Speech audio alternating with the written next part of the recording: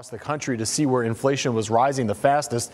As you can see, Tampa, St. Pete, Clearwater leads the way, followed by the Atlanta area, Detroit, St. Louis, and Seattle. Obviously, this isn't a new issue for our area, as we brought you countless stories related to inflation, and Wallet Hub's study reflects that as well. Take a look.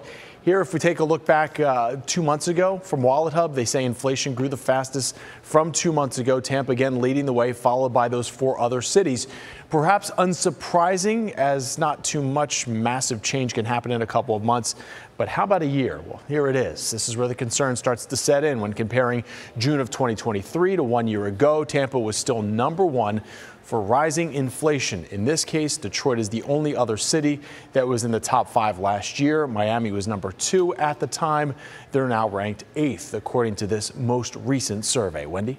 Meanwhile, much of this is due to the high price of living here, but food costs are also continuing to hit people's wallets hard, leaving many struggling to put food on the table. Tonight, ABC Action News reporter Eric Waxler is taking an in-depth look at this issue, explaining how community groups are stepping in to fill a big need. Several families showed up at this park in Dade City Thursday morning looking for some relief from the high cost of groceries. Especially the meat is going like skyrocket. It used to be maybe $7, $8, $9. Now it's almost $20 just one pack. Yeah.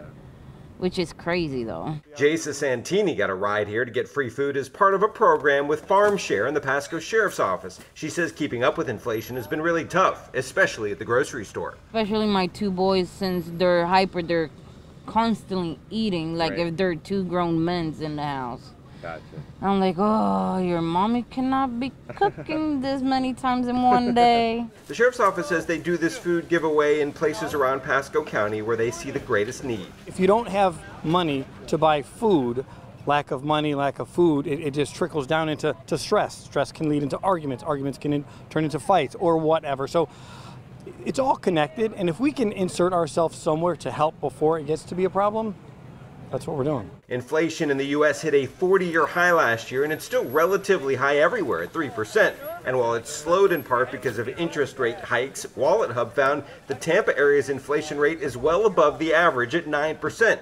That means things like housing costs, gas prices, and yes, groceries. A lot of that has to do with how many more people have come to Tampa since the beginning of the pandemic, and kind of that more of a demand there, less of a supply. That, of course, is essentially what inflation is all about. What we see at the grocery store is a good representation of what you're going to see across the broader economy. Florida Gulf Coast University economist Shelton Weeks says there will be a mixed bag of price changes in all aspects of life. We'll see some products that are going to have their prices soften and maybe return to lower levels, and others that are going to remain elevated. Weeks says eggs are a good example of something that's gone back down in price. Part of the fluctuation for everything is related to supply and demand and the cost of labor. He says the best way to approach the current economy is to continue to watch your spending. Look for those opportunities to save where you can.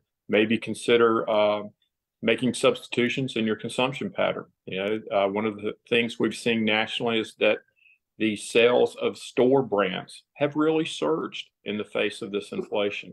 Wallet Hub's analyst says she thinks we'll see relief by the end of the year. A year ago is when inflation was at its highest point, essentially 9% last June.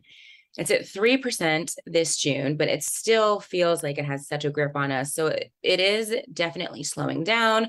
Hopefully by this time next year, we can say that inflation is a thing of the past, at least for now, but it is certainly frustrating. Meanwhile, as the car line winds down and more food is handed out, those who are able to stock their pantries say they appreciate the help. To do something like this really gives back to the community. In Dade City, Eric Waxler, ABC Action News.